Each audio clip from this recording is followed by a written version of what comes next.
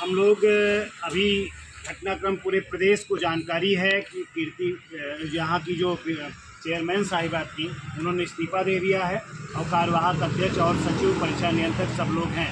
PGT की परीक्षा 15-16 अक्टूबर को प्रस्तावित है, साथ ही पीजीटी की 18-19 दिसंबर को। आज 29 सितंबर है और अभी तक आयोग की तरफ से कोई भी स्पष्टीकरण नहीं दिया गया है कि परीक्षा होगी या नहीं होगी। और पिछले 1 साल से मानसिक प्रताड़ना उत्तर प्रदेश का नौजवान सह रहा है। ऐसी दशा में हम लोग चेयरमैन साहब से, जो कार्यवाहक अध्यक्ष आदरणीय सुचित सर से हम लोग मिलना चाह रहे थे, लेकिन वो आयोग पर नहीं है, व्यस्तताएं बताई जा रही हैं, जिसको लेकर के हम लोगों ने उनके संबोधित ज्ञापन हम लोग देने की कोशिश कर रहे हैं। अभी देने का काम करेंगे कि किस तरीके से प्रतियोगी छात्र पूरे इलाहाबाद का नौजवान परेशान है, दुखी है, पीड़ित है। ऐसी दशा में हमारी बहुत साफ मांग है आदरणीय चेयरमैन साहब से कि तत्काल किसी भी कीमत पे उत्तर प्रदेश पीजीटी की परीक्षा निश्चित तौर पर कराइए, क्योंकि साल भर से लड़का कमरे में बंद पड़ा हुआ है। और ये नहीं कि आप ये डेट दे दीजिए कि हम नहीं करा पाएंगे।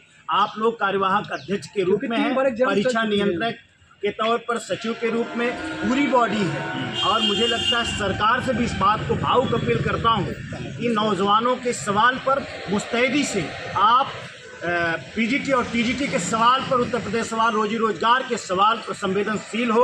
अन्यथा की स्थिति में कुछ भी प्रतियोगी छात्रों के साथ जो अनहोनी हो रही है उसकी जिम्मेदारी उत्तर प्रदेश की सरकार को जाएगी। हमें पुनः निवेदन करता हूं, जो भी जिम्मेदार अधिकारी हैं शिक्षा सेवा चयन आयोग के, उनसे मैं विनम्र निवेदन करता हूं कि पीजीटी की परीक्षा तत्काल इसी डेट पर और कब आप करा रहे हैं, शाम तक नोटिस दीजिए। नौजवान दुखी है, पीड़ित है।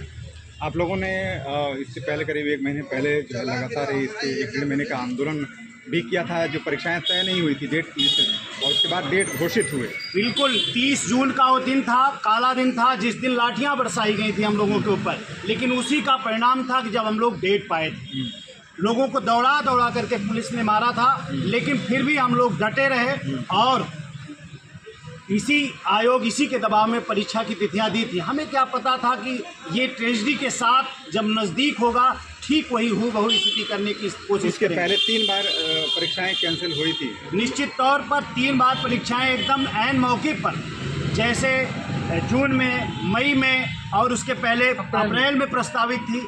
ये एकदम नज़दीक जा कर के इन्होंने मौका भी नौजवानों को नहीं दिया। मैं आपसे कह रहा हूँ कि दिसंबर से डेट मिल रही, दिसंबर, जनवरी, फरवरी, मार्च, अप्रैल, मई, जून, जुलाई, अगस्त, सितंबर, यानी 10 महीने हो गए हैं, नौजवान घर भी ढंग से नहीं जा पाया है।